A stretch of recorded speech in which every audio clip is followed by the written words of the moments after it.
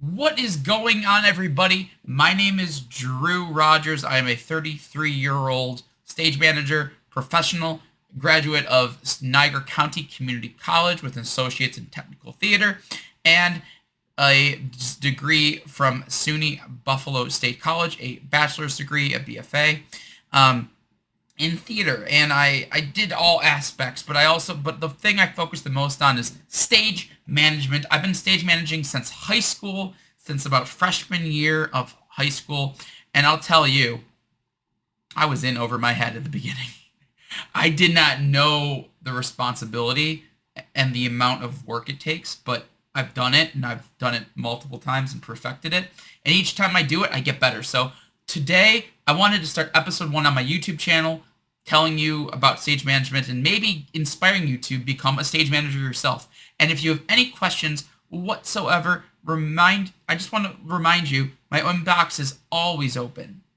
But my time is short. I am busy trying to stage manage and do other things.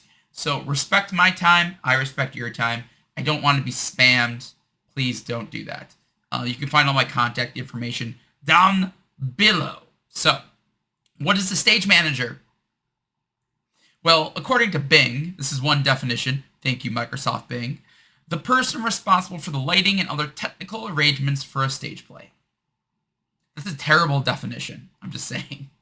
There's so much more than just that. And if you want to learn to stage manage, go to getintotheater.org and you can really look into this blog. I will read some of the bullets and post this down below as well, so you can sort of read this and understand what you're supposed to do, what's expected of you. And honestly, if you're a non-equity, which means a non-union stage manager, then you may be expected to do everything under the sun. And we won't get into the nitty-gritty today, but you may be expected to buy food for the company, aka stage managers are also, provide, refreshments and other things and other forms of entertainment. But here's the thing. As a union stage manager, I know that's not your responsibility. That's someone else's. But if you're non-union, it may be asked of you. If you're not union, you might have to do it. I'm just saying. I as a non-union stage manager, I have ordered food. I have ordered pizza and stuff before. But that's not in my job description normally. I said it was fine, I will do it. But normally, stage managers do not order food. They do not do a lot of, they don't handle cash. They are not the front office. They're the stage manager. So, let's talk about, you go to Amazon and there's multiple books here, stage management. I recommend this one because I have it actually with me. If I can find it in my book bag of magic tricks. Yes, I do have it. This is the Stage Management Handbook. I just had some papers in here because I was doing some stuff. This is my textbook back from 2009. And I have to say, I've held this thing for a long time and read it multiple times. This is a great resource. You can learn a lot from this. The thing is, you have to do the job. You could read every resource in the world, but until you've done it to some extent and mentored under a stage manager, you are not a stage manager and you have not done it. So, there's that. But this one, good. It is currently, you can buy it used for $11.61 right now. I believe this edition may be out of print. It does have a Kindle version and it does have a hardcover. The Kindle version, you can get this on your Kindle digitally on your device and read it and embrace it, love it. This is your baby, and it's only 192 pages. So this book is, you can realistically, I read this whole thing in one day. I was in the hospital recently. I had to be checked out. And we'll talk about your well-being in another video, because that's going to be important, because I ran into that recently, actually, a few years ago. But take care of yourself. And I reread this textbook in the hospital because I just wanted to brush myself up. I haven't stage managed actively since 2015, so there's that. I mean, I've assisted, but I haven't actually done the full-on job. So, just wanted to specify that. So, let us go back to this page, and we're going to go through this a little bit. What are the main responsibilities of a stage manager?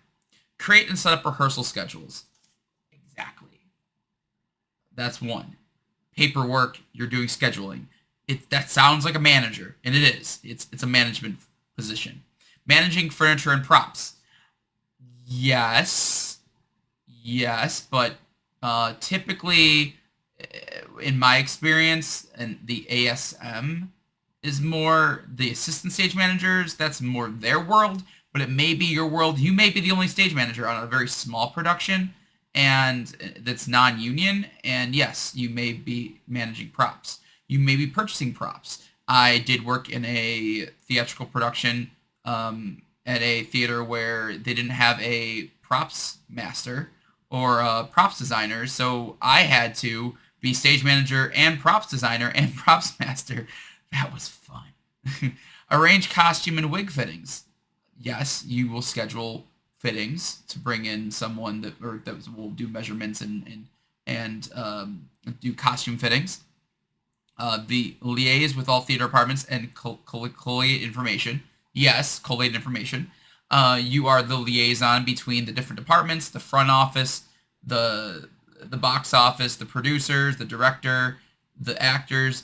You have to know how to communicate and communicate effectively in as little words as possible, because no one wants to read the whole book in a report. Be concise, get to the point, don't waste people's time. Liaise with production manager regarding budgets. Yes, you have to do that. It's not your job to maintain the budget, but you need to communicate with them to make sure you know you can do your job and you're not going over budget. So that's important. Supervise the get in and get out when set lighting and sound are installed and roof in the space. Yes, the stage manager on a touring production for sure. I worked on a production, professional theater in Buffalo, New York, and we started rehearsing in the space where we were actually going to perform, and then we moved into a rehearsal hall while the set was being built, and I had to go in earlier in the day before rehearsals, during the rehearsal process still, and make sure the set was up to my standards and up to the theater company standards, and the producer standards, and the director standards, and then, because at the end of the day, I want to make sure that it's done right, and I want to make sure it's done safe. Now, being that I had other skill sets like lighting and sound, I actually picked up the wrench and did some work myself to maintain some of this. Unfortunately, I actually got injured during a production, Slaughterhouse-Five, I did, by Kurt Vonnegut, the stage play. And I was injured as stage manager throughout the rehearsal process, not the actual production. Into about a week before Tech Week, I was out of commission for about a week and a half. I gashed my leg open and I had to be hospitalized. And I still did my job. I was still on the phone in the hospital bed, making sure my assistant stage manager was doing the reports and communicating to me and filling me in, and I had the director call me and making sure we were still doing meetings. We did production meetings over the phone, a conference call. That was fun in a hospital bed, but the show goes on, and I had to do my job because I intended to come back, and I did come back. I came back during Tech Week, and I was ready to go. Ready to go. Just step back into it, but Tech Week I had to be there. I had an obligation to be there, and as long as my health was fine, I was cleared. If I hadn't been cleared, I would have instructed my assistant stage manager to continue as usual. The show goes on, with or without you, and I needed to make sure that that production that I had started as stage manager continued up smoothly until I returned. I did return, like I said, and things went on as normal. So, create a prompt script, compile with notes of actors, cues, requirements for props, lighting, and sound. Paperwork, paperwork, paperwork, paperwork, and more paperwork. We'll talk about prompt scripts and queuing and all those things, nitty-gritty things. I have a podcast as well, the Stage Management Diaries, which I will post down below as well, if you want to check that out. And I cover a lot of the same things, and I'm planning on bringing on stage managers and other theater professionals to have discussions in the near future. Make alterations to set and props between scene changes. I don't know what they mean, alterations, but sure, whatever. Cue the lighting and sound technicians. Exactly. You're saying, I would say, stand by, lights, lights 22, the lights 22 go, or just lights go. Or at that point, because they're already in standby. So I just say lights go. The less words you can say, the better. Sound go. Sometimes if it's really fast, I just say L go, S go. Or if they're together, if it's sound and lighting, I cue them both. I will say, stand by, sound 22, lighting, lights 23, electrics, or like effects, or FOI rig or any other queuing department I need to queue. I will say, just say stand by all of them, and then say just go, and then they all go at the same time if I have to.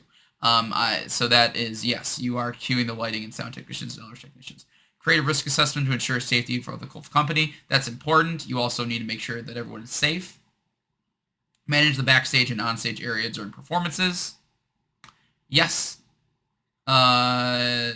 So yes, you have to make sure that everything is up to snuff. When the show is going on, if you are the SM, the production stage manager, typically chain of command, every theater is different, but you would have a production stage manager as the stage manager. Then you have the first stage manager, which is the stage manager that is basically the ASM essentially, or they could be another stage manager depending on the company. Everyone's different, like I just said.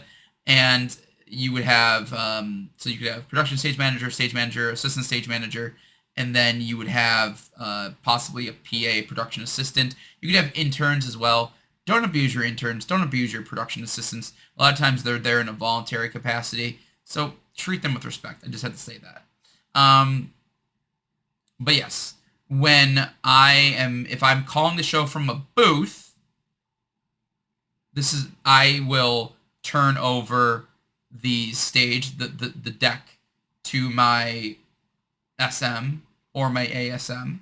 If I'm production stage manager and I'm calling the show, I will say, I will tell them, I turn the deck over to you, because, I can't be in two places at once.